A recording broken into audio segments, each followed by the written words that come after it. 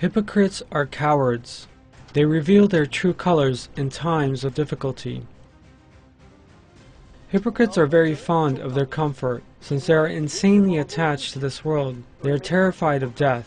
If all the conditions and means are in their favor, then they act together with Muslims. So long as their interests are not harmed, they lay low and stay small among Muslims. Even if it is hard for them to do so, they even face up to doing many things they do not want to do for the sake of appearing to be one of them.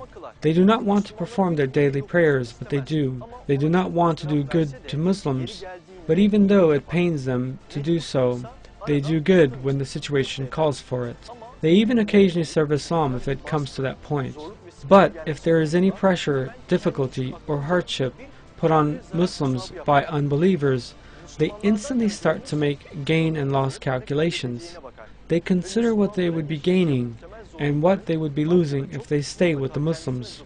And they take into account that the possible hardships awaiting Muslims would more or less touch them as well. That is one of the greatest fears of a hypocrite, because it is themselves that they value more than anything in the world, and this would hurt them. Right at this point, they decide to leave Muslims.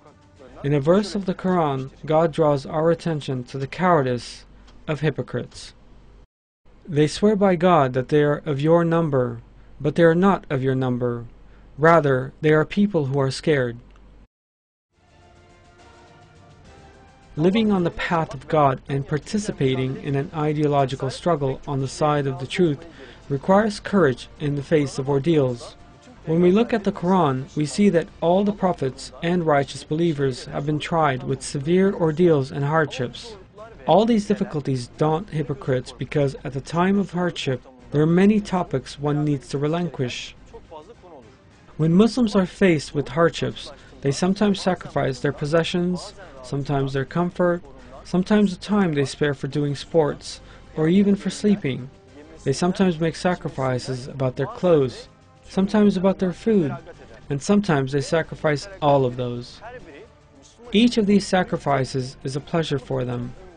But the hypocrites who have devoted all their lives to this world find this very difficult and terrifying.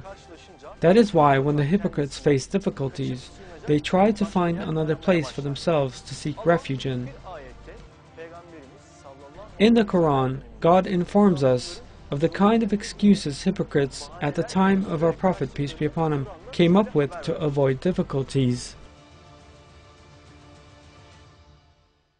If it had been a case of easy gains and a short journey, they would have followed you, but the distance was too great for them. They will swear by God, had we been able to, we would have gone out with you. They are destroying their own selves. God knows that they are lying. The times of difficulties, hardships, and trials Muslims face are actually very valuable times in which the hypocrites reveal themselves and show their true colors.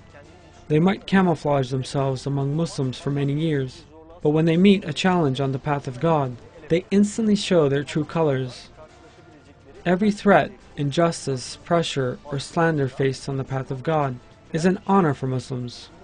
For a hypocrite, on the other hand, that would almost mean giving up this world. Accepting such a situation would mean their giving up their hypocrisy, which they would never ever do.